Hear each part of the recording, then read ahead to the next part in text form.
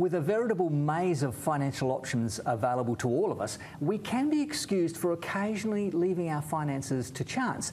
Now, we need the advice of someone who can see the big picture. John Grocke is one of the principals from the firm Johnston Grocke and Accountants and Financial Planners, and he is a big picture guy, and John joins me today. Hi, John. Hi, Robin. I guess the one thing that we should say before we go any further is that everybody's financial situation is different. And so it's very, very difficult at times to be able to give personalised advice on television, isn't it? Actually, I agree. And I think to those people who might be watching the program, I think it's important that they seek individual advice, but we can probably talk about some things in general. Right, okay, well, let's get into it now. Well, I should mention first of all that we want to talk about cash flow, right? And how to manage cash flow successfully and what sort of things actually influence cash flow, especially for the over 50s. Okay. What sort of advice would you give us about managing cash flow? Robin, it's a really important thing for people to consider, probably particularly because during this period of global downturn, people feel very vulnerable in terms of the level of income that they have to live on. Mm-hmm.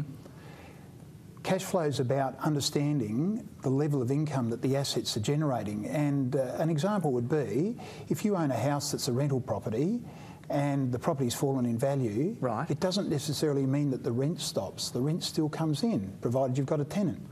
So you shouldn't be worried that much if the value of that house has come down, because you're still getting a reasonable rate of return on it. You're still getting some income. Yeah. The key would be to ensure that the income that you're getting from the assets you hold is matched to what you require to cover your expenses.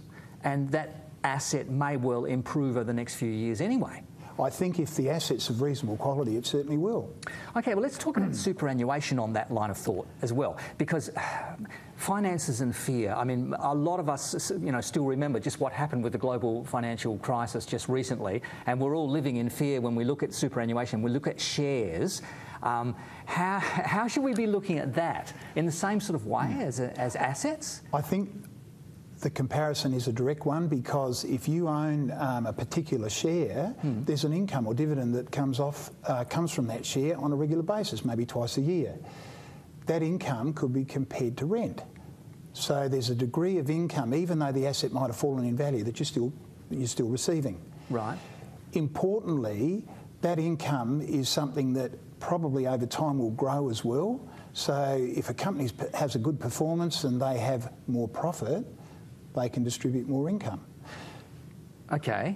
So I was going to ask, how do we deal with that fear, that ingrained fear with our finances then? It's a difficult, it's an emotional reaction, and therefore it's really hard to try and put a finger on it for everyone. But people will react differently. One of the things, you raised the question of superannuation, one of the emotive decisions that some people will have decided during this period is to say, my superannuation is going down, I'm making a contribution, it's still going down, I will stop making a contribution. Right.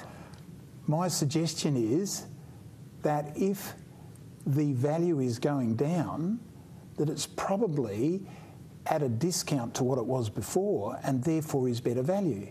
So one of the things we talk to our clients about is the fact that if I'm making a contribution to superannuation and the assets are falling in value, if the underlying assets are actually at a discount, I'm probably buying more of the stuff when it's down at a lower level. So I should actually keep contributing, not stop. Because it's working for you? Correct. Okay. I'm still going to harp on about this fear thing. I'm going to go back to when I first started with my superannuation, I was given a choice, and they said, now you can be an aggressive investor, or you can be tell me, what are the choices? I would suggest perhaps we could say you could be a low-risk investor or conservative. Yes, conservative, yes. Or you could be a high-risk or aggressive investor. Right. Or something in between. They were the choices that I had. And then I said at that stage, oh, yes, I want to be aggressive. I definitely want to be aggressive. And now I'm thinking, oh, hang on a minute, I made the wrong decision. And perhaps other people felt the same sort of way. Can they adjust this? There's no question that people can adjust this, and I would suggest that many have reviewed how they really feel about risk and movement in asset values because of what we've been through. It's been a horrid period. Yeah, yeah.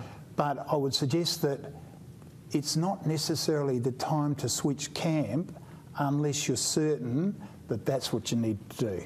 The reason being that you may well be switching camp at a time when things are recovering and miss out on that recovery. This is when it comes down to personal choice. Absolutely. And you've got to be able to decide whether you are a risk taker or not. I think the period that we've been through has tested people's actual acceptance of risk. Yes. I think the times prior to the downturn were so good that people became accustomed to taking more risk without understanding what it might mean and what it did mean.